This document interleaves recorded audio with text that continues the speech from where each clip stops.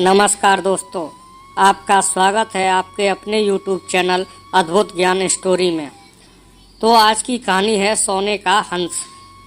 वाराणसी में कभी एक कर्तव्यनिष्ठ व शीलवान गृहस्थ रहा करता था। 3 बेटियों और एक पत्नी के साथ उसका एक छोटा सा घर संसार था, किंतु अल्प आयु में ही उसका निधन हो गया। मरणोपरांत उस गृहस्थ का पुनर्जन्म एक स्वर्ण हंस के रूप में हुआ। पूर्व जन्म के उपादान और संस्कार उसमें इतने प्रबल थे कि वह अपने मनुष्य योनि के घटनाक्रम और उनकी भाषा को विस्मृत नहीं कर पाया। पूर्व जन्म के परिवार का मोह और उनके प्रति उसका लगाव उसके वर्तमान को भी प्रभावित कर रहा था। एक दिन वह अपने मोह के आवेश में आकर वाराणसी को उड़ चला, जहां उसकी पूर्व जन्म की पत्नी और 3 बेटियां रहा करती थी। घर के मुंडेर पर पहुंचकर जब उसने अपनी पत्नी और बेटियों को देखा तो उसका मन खिन्न हो उठा, क्योंकि उसके मरणोपरांत उसके परिवार की आर्थिक दशा दयनीय हो चुकी थी। उसकी पत्नी और बेटियां अब सुंदर वस्त्रों की जगह चिथड़ों में दिख रही थी। वैभव के सारे सामान भी वहां से तिरोहित हो चुके थे।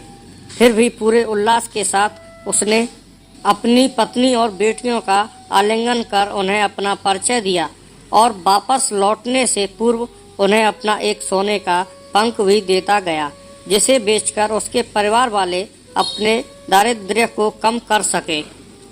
इस घटना के पश्चात हंस समय समय पर उनसे मिलने वाराणसी आता रहा और हर बार उन्हें सोने का एक पंख देकर जाता था। बेटियां तो हंस की दानशीलता से संतुष्ट थीं, मगर उसकी पत्नी बड़ी ही लोभी प्रवृत्ति की थी। उसने सोचा क्यों न वह उस हंस के सारे पंख निकालकर एक ही पल में धनी बन जाए। बेटियों को भी उसने अपने मन की बात कही, मगर उसकी बेटियां ने उसका कड़ा विरोध किया। अगली बार जब वह हंस वहां आया तो संयोगवश उसकी बेटियां वहां नहीं थीं। उसकी पत्नी ने तब उसे बड़े प्यार से पुचकारते हुए अपने करीब बुलाया। नल प्रपंच के खेल से अनभिज्ञ वह हंस खुशी खुशी अपनी पत्नी के पास दौड़ता चला गया, मगर यह क्या, उसकी पत्नी ने बड़ी बेदर्दी से उसकी गर्दन पकड़ उसके सारे पंख एक ही झटके में नोच डाले और खून से लथपथ उसके शरीर को लकड़ी के एक पुराने में फेंक दिया। फिर जब वह उन सोने के पंखों को समेटने चाह रही थी तो उसके हाथों सिर्फ साधारण पंख ही लग सके, क्योंकि उस हंस के पंख उसकी इच्छा के प्रतिकूल नोचे जाने पर साधारण हंस के समान हो जाते थे। बेटियां जब लौटकर घर आईं तो उन्होंने अपने पूर्व जन्म के पिता को खून से सना देखा।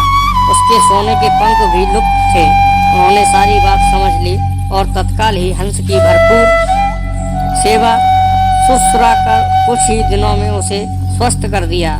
स्वभावतः उसके पंख फिर से आने लगे, मगर अब वे सोने के नहीं थे। जब हंस के पंख इतने निकल गए कि वह उड़ने के लिए समर्थ हो गया, तब वह उस घर से उड़ गया और कभी भी वाराणसी में दोबारा दिखाई नहीं पड़ा।